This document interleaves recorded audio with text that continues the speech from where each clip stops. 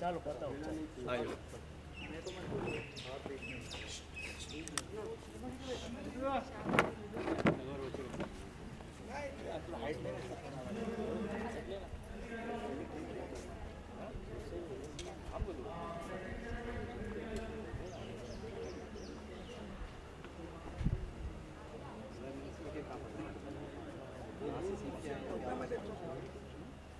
आगे जाना नहीं होता है, पीछे होना होता है, ऐसा करें.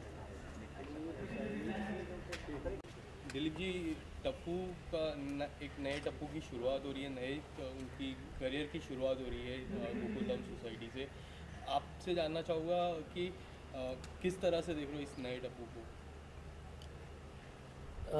हमारे लिए तो नया टप्पू तो मतलब टप्पू टप्पू है कैरेक्टर वाइज. तो नए एक्टर आए हैं नए इस किरदार को निभाने के लिए.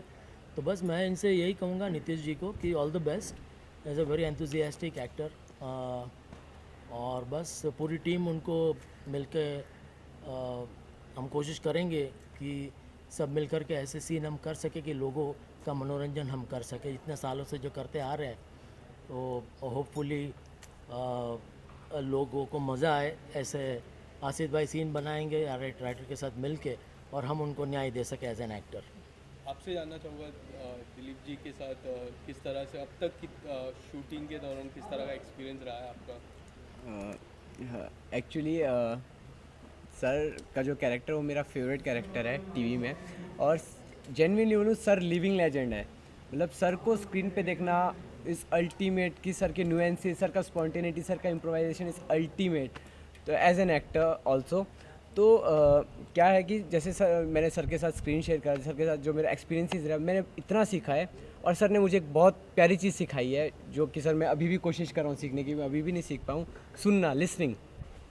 हम लाइफ में सुन भी नहीं पाते कि किसी से हम बात कर रहे हो तो हम सुन नहीं पाते. अभी मैं कुछ और, आप लोग कुछ और सोच रहे हो कि नेक्स्ट क्वेश्चन में हम क्या पूछेंगे, तो अभी एक्चुअली आप मेरी बात नहीं सुन रहे. तो ऐसा यही चीज़ इन्होंने मुझे सिखाई एज एन एक्टर भी. जब हम कोई सीन करते हैं सामने वाले एक्टर की जब तक हम सुनेंगे तब तक हमारा नेचुरल रिस्पॉन्स नहीं आएगा, रिस्पॉन्ड नहीं आएगा. तो वो चीज़ इनकी सबसे पहली सीख थी. वैसे ही अभी मुझे बहुत सारी सीख उनसे मिलने वाली है. तो मैं बहुत एक्साइटेड हूँ और मैं बहुत सीखने के लिए रेडी भी हूँ, मेहनत करने के लिए भी रेडी हूँ. Thank you so much sir for being there.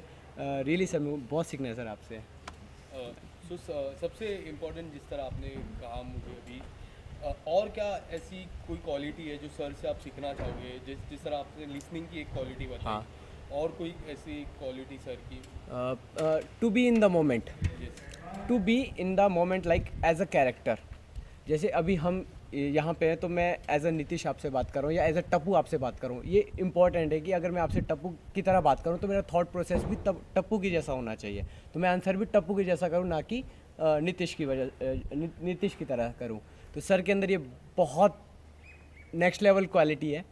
तो मैं सर से ये भी ज़रूर सीखना चाहूँगा. और मैं इसके लिए क्या करता हूँ, जेन्युइनली मैं क्या करता हूँ, जब सर का क्लोजेस चल रहा होता है तो मैं बैठता हूँ वहाँ पे मॉनिटर पे यही चीज़ सीखने के लिए कि सर कैसे पकड़ते हैं, कैसे ऑन स्पॉट सीन में मतलब इम्प्रोवाइज बनाते हैं सर. अभी हम यहाँ टप्पू के लिए जमा हुए हैं तो मेरी तारीफ अभी बंद करते हैं, इनके बारे में बात करते हैं. नहीं सर ये कभी ख़त्म नहीं हुआ. सर पिछले एक साल में कई सारे बदलाव हुए एज अ कैरेक्टर वाइज, पर जिस तरह का एक्सेप्टेंस और जिस तरह का प्यार कंटिन्यू रहा है इतने सालों से, ओवर एंड डेकेड, सर आप किस तरह, स्पेशली आपके किरदार को सबसे ज़्यादा प्यार मिलता है, आप किस तरह से देखते हो इस प्यार को लोगों की तरफ से?